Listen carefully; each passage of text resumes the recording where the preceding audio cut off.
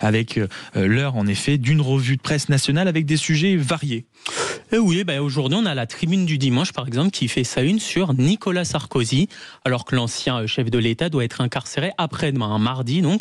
Une citation, « Je n'ai pas peur de la prison ». C'est ce qu'il a affirmé à des journalistes de l'hebdomadaire. Il confie aussi qu'il n'a demandé aucun privilège, malgré son statut d'ancien président. Il sera donc derrière les barreaux dans 48 heures. Son fils, Louis Sarkozy, a d'ailleurs appelé hier à un rassemblement de soutien à Paris mardi. Aujourd'hui en France, de son côté, mais Donald Trump à l'honneur sur sa couverture. Le maître du monde. Libération des otages, guerre en Ukraine. Le président américain s'est montré omniprésent sur la scène internationale, peut-on lire.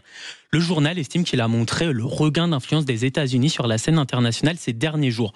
Le JDD met lui en avant, une fois n'est pas coutume, Philippe de Villiers, le fondateur du Puy du Fou, sort un nouveau livre, Populicide, dans lequel il estime qu'un sursaut est possible. Le peuple voit des réalités que les élites refusent de voir, affirme-t-il.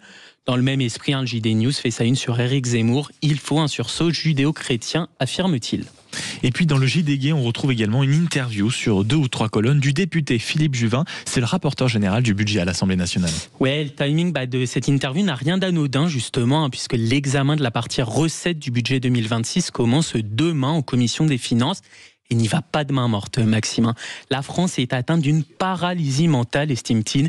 Il se prononce notamment sur la suppression de la réforme des retraites annoncée par Sébastien Lecornu. Elle envoie un message désastreux, celui d'un pays qui renonce à se réformer dès que la rue s'agite. Concernant la taxe de 2% sur les holdings proposée par le Premier ministre, Philippe Juvin l'estime dangereuse. Pourtant, il reste optimiste quant au fait qu'un budget soit adopté avant le 31 décembre. Et puis une autre interview d'importance se trouve également dans la Tribune du dimanche, c'est celle de l'ancienne ministre de l'Éducation nationale, Elisabeth Borne. Oui, l'ancienne première ministre aussi, qui n'a pas été reconduite donc à son poste de ministre de l'Éducation, s'interroge sur la capacité de Sébastien Lecornu à se maintenir à son poste sur le long terme. Elle affirme aussi qu'elle ne souhaitait pas rester au gouvernement. Je ne voyais pas ce que souhaite ou ce que pourra apporter Sébastien Lecornu. Je ne me voyais pas rester dans ces conditions et comme il ne pouvait pas ou il ne voulait pas me maintenir, ça tombait bien. Voilà, ça c'est ce qu'elle dit. Elle parle cash, l'ancienne ministre. Oui, en tout cas c'est ce qu'elle dit.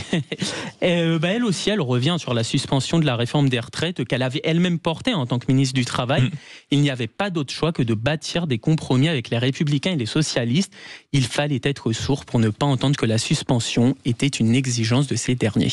Et puis il faut rappeler surtout que c'est elle qui, à la une d'aujourd'hui en France, il y a quelques semaines, avait proposé en effet, elle, que ce ne soit pas un totem cette réforme et donc qu'on aille vers une suspension. Elle qui l'avait, vous l'avez rappelé, à coup d'une vingtaine de 49.3 notamment, imposé cette réforme des retraites quand elle, ça c'est sûr, qu'on se souvient, quand elle était au ministère du Travail. Merci beaucoup mon cher Thomas Ranou. On vous retrouve évidemment à 9h pour la revue de presse des régions.